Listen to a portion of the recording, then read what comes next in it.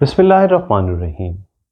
अक्सर औक़ात हमारे पास मरीज़ आते हैं जिन्होंने ईको का टेस्ट कराया हुआ होता है और वो नॉर्मल होता है, और उसकी बुनियाद पे वो समझते हैं कि शायद अब उनको कोई दिल का मर्ज़ नहीं है और अलामतों से उनको एंजियोग्राफ़ी की ज़रूरत होती है। तो वो बड़े कॉन्फिडेंटली बताने की कोशिश करते हैं, ठीक है डॉक्टर साहब, आप मुझे एंजियोग्राफ़ी का तो कह रहे हैं लेकिन मेरा ईको तो बिल्कुल ठीक आया हुआ है, तो फिर आप मुझे एंजियोग्राफ़ी क्यों एडवाइस कर रहे हैं?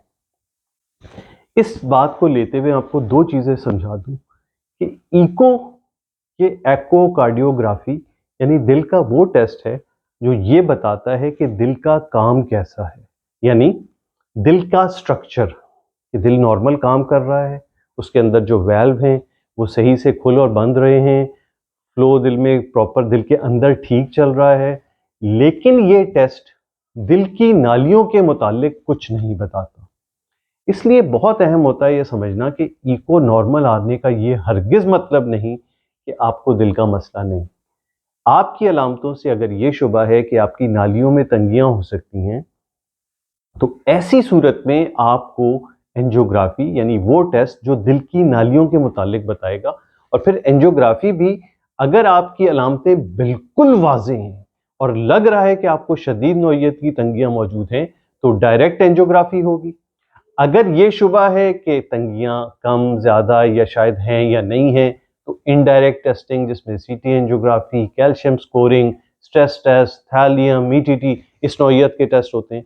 इसमें अक्सर डॉक्टर और मरीज़ दोनों तरफ से ये गलतियां हो जाती हैं कि अलामतें बहुत वाज़ेह होने के बावजूद उनको ईटीटी या स्ट्रेस टेस्ट, जबकि मरीज़ क्लियरली कह रहा है कि मैं थोड़ा सा चलता हूं तो मेरे सीने पे दर्द या दबाव हो जाता है, ऐसी सूरत में आप उसको चलाने या स्ट्रेस वाले टेस्ट उसके साथ नहीं कर सकते।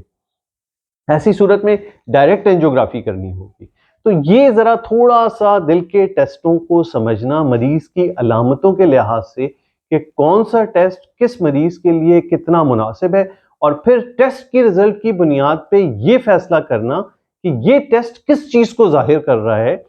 कभी कभार यानी ईको बहुत ख़राब है तो लोग उसको फिर एंजियोग्राफी नहीं कर रहे होते कि भाई आपका दिल बहुत कमज़ोर है, तो ये भी नहीं है।